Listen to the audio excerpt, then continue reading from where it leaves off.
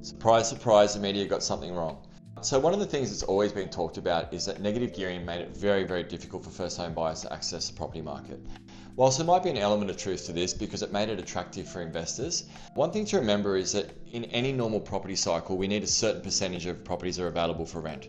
One of the things that getting rid of negative gearing does is it actually takes away the incentive for investors to invest into established properties. Still the tax breaks for new property, which is what Binnari does, but people are less likely to buy an established property. What that means is that because we're going to have a small shrinking rental pool, which we're already starting to see in many of the capital cities, there's going to be most likely an increase in rents. So that's going to make it a lot harder for young people to rent properties, and it's not necessarily made it much easier for first home buyers to access property. So it's always been talked about that negative gearing was the big challenge, but in reality, the biggest issue we have in Australia is the lack of supply and our high levels of migration.